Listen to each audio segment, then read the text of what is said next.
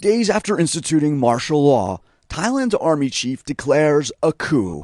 Taking to the airwaves, he asks people to remain calm, saying the military's plan is to restore the political system, which, especially to outsiders, can seem bewildering. To understand the unrest in Thailand, think tug of war. On one side, the Four Thais Party, its supporters known as Red Shirts. Yes, the contest is literally color-coded. They backed the most recent populist government and say they're fighting the undemocratic means being used to replace it.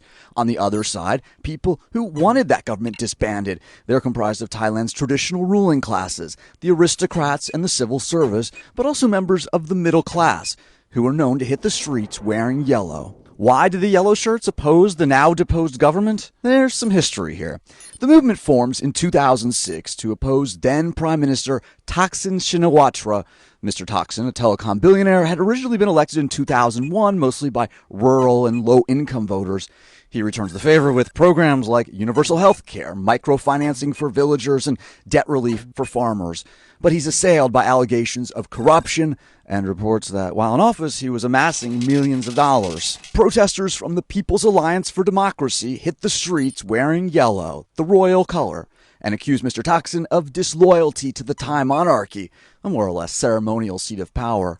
While Mr. Thaksin is on a road trip abroad, the Thai military stages a coup. His political party banned, Mr. Thaksin goes into exile and is later convicted in absentia on conflict of interest charges. So the yellow side wins? Not exactly.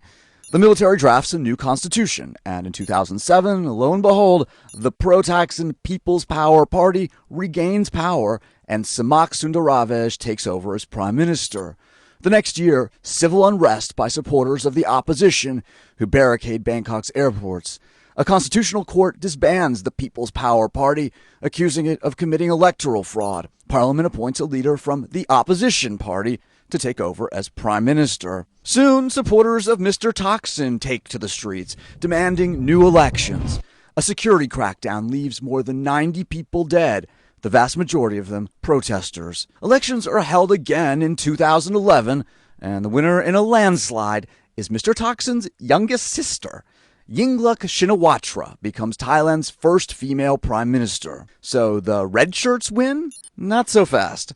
On May 7th, the Constitutional Court removes her for abuse of power, for the court says improperly firing a top bureaucrat. Now, who's in charge? Members of Ms. Yingluck's government had been in office with a so-called caretaker prime minister, but that prompted protests from the opposition party and then counter-protests. Citing the worry that political violence could escalate, the army's chief terminated the caretaker government and declared it was time for the military and police to once again seize control of the situation, making it the army's 19th attempt at taking power in the 82 years since the end of absolute monarchy.